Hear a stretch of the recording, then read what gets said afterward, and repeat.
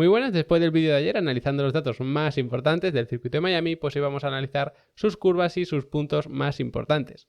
Este es el trazado del circuito, el esquema general, ¿no?, que analizamos siempre, y como veis tenemos tres sectores, evidentemente. El primero lo tenemos en rojo, el segundo en azul, el tercero en amarillo, y como veis son muy distintos entre ellos. El primer sector pues está dominado por curvas de velocidad media, velocidad alta, incluso tenemos enlazadas 1, 2 y 3, y luego tenemos 4, 5, 6 que se enrosca en la 7 y que luego cambia de dirección en la 8. Entonces es todo un lado y otro, velocidad media, incluso velocidad alta, aunque la 7 se va enroscando y es de velocidad quizá bastante baja. Luego el segundo sector, que es, pues os fijáis, una velocidad altísima, es todo este tramo a fondo, pero luego es verdad que tenemos una sección de bastante baja velocidad. Además es estrechita, o sea que este tramo se toma a muy baja velocidad. Se sale de ahí y tremenda recta, evidentemente se hace a fondo, incluye el tercer sector y luego es verdad que tenemos una frenada fuerte, curva 17, 18, 19, que ya el 19 se hace a fondo.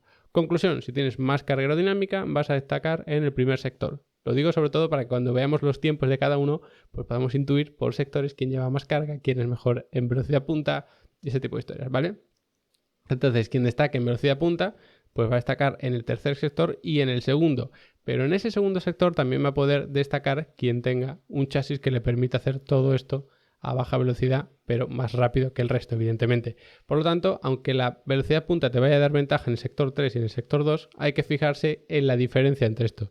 Si vemos que uno está más o menos bien en los dos, pero especialmente bien en el segundo, es porque a baja velocidad funciona bien, tiene unos reglajes más adecuados o el diseño del monoplaza está adaptado a eso. Sin embargo, si en el segundo sector lo hace más o menos bien, pero el tercero mejor todavía, probablemente sea porque no tiene esa capacidad a baja velocidad, pero sí tiene la capacidad de ir muy rápido en esta recta. Luego tenemos tres zonas de DRS.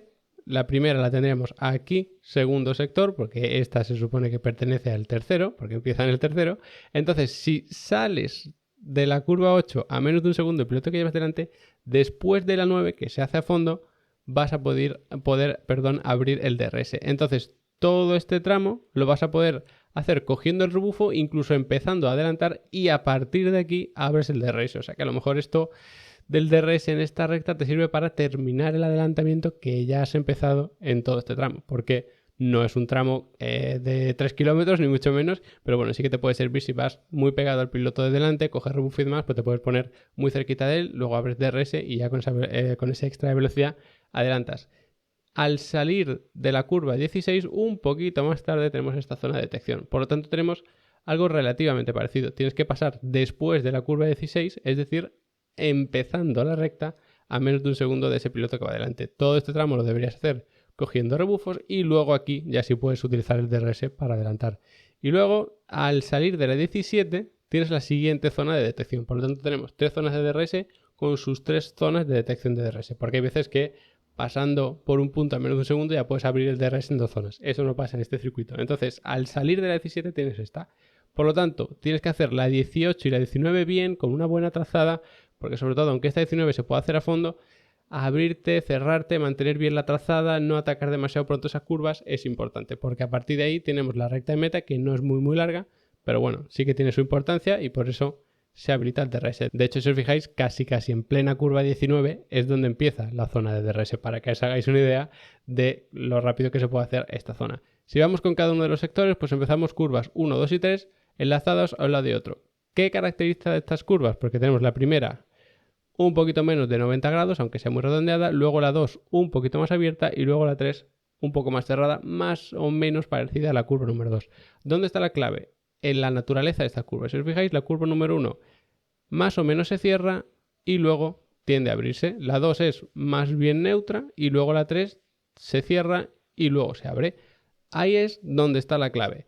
Que como podéis imaginar, pues estas imágenes no son satélite real, están sacadas de simulador como cuando solemos tener circuitos urbanos. Entonces, clave para esta curva número 1, pues estar evidentemente bien abierto. Habrá quien apoye incluso por aquí las ruedas izquierdas en frenada para estar bien abierto para la 1. ¿Por qué? Pues porque si tú vas atacando aquí pronto la 1, ¿qué te va a pasar? Pues evidentemente que te vengas largo y lo has perdido todo. Lo que hay que hacer es estar bien abierto, tener paciencia y redondear, ¿vale? Lógicamente no te metes ahí, te quedas más o menos por aquí y vas redondeando y dejas fluir el coche, pero luego vuelves más o menos al centro de la pista y atacas la 2. Para atacar la 2 no hace falta volverse loco, venirte aquí, soltar acelerador, atacarla tarde y demás. Porque como la 3 es cerrada al principio y abierta al final, aunque cojas esta 2 más o menos neutro, lo que va a pasar es que te comas este vértice. Pero es que a partir de ahí es cuando la curva ya se empieza a abrir. Entonces tú te vas abriendo con la curva. Es decir, realmente es atacar pronto una curva que tiende a abrirse. Y eso es lo que hay que hacer. Cuando es una curva que se abre, tú la atacas pronto para tú ir abriéndote según se abre la curva. Si fuese al revés, la curva se cierra, tú tendrás que atacarla tarde para cerrarte cuando se cierra la curva, ¿vale? Pues ahí es donde estaría un poco la clave de estas primeras curvas. En cuanto a la salida, pues lo veíamos ayer. No es una distancia entre la meta y la primera frenada enorme, pero bueno, lo suficiente para perder alguna posición si la lías. Y luego es muy interesante porque tenemos curva derecha, luego izquierda, luego derecha. ¿Qué significa eso? Pues que si estás en el interior de la 1, vas a estar en el exterior de la 2 y en el interior de la 3.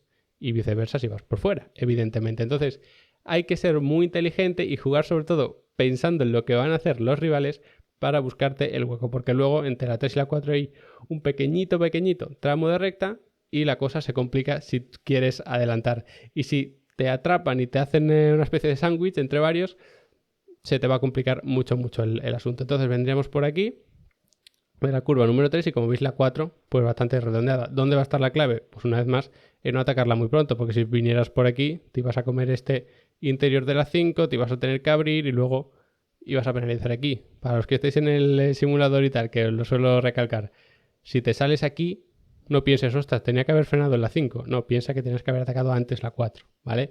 Eso pasa siempre cuando tenemos curvas enlazadas, así que ojo con eso. Se va atacando más bien tarde, estás abierto. Como podéis ver, aquí tenemos una especie de vértice, se aplana y luego tiende a cerrarse, o sea que no os obsesionéis con esta parte, sino sobre todo con esta, ¿vale? Y los que seáis simplemente aficionados, pues fijaos muy bien en la soundbar, porque esto se nota claramente cómo se va buscando siempre la curva más o menos tarde, ¿vale? No se hace como acabo de pintar, aplanando aquí y luego cerrando, sino que se suele hacer atacando tarde la 4, te mantienes más o menos abierto, vas atacando la 5, redondeas, vas lógicamente perdiendo velocidad. Una vez que tenemos eso más o menos dominado, pues hay que intuir que este piano hay que comérselo bastante. Entonces, atacas tarde la 4, utilizas el piano tarde, te mantienes lo más abierto posible y te vas cerrando para buscar este vértice de aquí. Aunque el piano empiece aquí, a nosotros solo nos interesa esto de aquí. Entonces, a partir de aquí, este piano te lo comes y dejas fluir el coche hasta que este piano también te lo vas a comer. Te vas abriendo poco a poco a partir de aquí. Cuanto más cerrado estés en la salida de la 5, pues más abierto vas a estar para la 6 y mejor todavía, pero lo más habitual es comerse el piano de la 6 por esta parte de aquí, ¿vale? A partir de aquí, pues ya la propia curva nos va echando. Y no está mal, porque si os fijáis, la curva 7, pues bueno, se podría considerar todo esto así, si luego consideramos la 8 por aquí, ¿vale? Está un poco extraño. Yo consideraría la 6 esto y la 7 esto, y luego la 8 esto. Pero bueno, eso ya se supone que la Fórmula 1 nos da el numerito y la FIA, pero a veces es un poco confuso. En cualquier caso, salimos de la 6 y nos vamos abriendo, porque para esta curva 7, que es la cerrada, por lo tanto la más importante, hay que estar abiertos aquí. Entonces dejas que el circuito te eche hacia afuera, y cuando ya estás aquí más o menos abierto, es cuando empiezas a cerrar y atacas esto así. De tal forma que aquí no te interesa estar, a ti donde te interesa estar, mejor dicho, es aquí, ¿vale? Entonces aprovechas otra vez este piano y la 8, pues como si no existiese, y a partir de aquí gas a fondo para hacer ese tramo recta que hay justamente más adelante. Luego tenemos la curva número 9, se hace completamente a fondo, la 10 también, donde está un poco la clave, que la 9 como veis es un poquito más cerrada, aunque poquito, pues es en mantener la trazada, es decir, estar más o menos abierto, ir cerrándote un poquito y así. No volverte loco y atacar muy pronto en cuanto se ve esa curva, porque entonces te vendrías aquí, tendrás que forzar un poco la trazada y eso es perder tiempo al final. Entonces, este tipo de curvas también lo tenemos al final del circuito de Bakú. Las últimas curvas, las 17, 18, 19, era simplemente mantener una buena trazada para girar lo menos posible y así optimizar la velocidad, pero se hace a fondo sin duda. Y luego la 10 también. Mejor no ir todo el rato por fuera, evidentemente, porque entonces vas a perder tiempo. Así que una vez más, lo más importante es girar el volante lo menos posible para que la rodadura de los neumáticos sea lo más natural y todas estas historias. Luego llegamos a una frenada muy fuerte. Aquí ya tenemos zona de DRS, se hacen muchos adelantamientos. Si alguien tiene carencia de velocidad punta, pero ha estado ayudado por el DRS y tiene que apurar frenada al final y tal, pues lo más habitual es que tenga que apurar aquí frenada para hacer el adelantamiento. Si no, pues con toda la zona de DRS que hay, la recta tan larga, pues se puede adelantar. Curva número 11, muy cerrada. Y además aquí el circuito es un poco traicionero porque hay cambios de pendiente hacia un lado hacia otro, entonces puede ser un poco complicado. En cualquier caso se frena muy fuerte, hay que estar muy abierto por supuesto, y no hace falta cogerla excesivamente tarde, porque una vez más, pensar, está aquí la 12, pues lo que hago es que me abro aquí mucho, luego me cierro, me mantengo abierto y voy redondeando.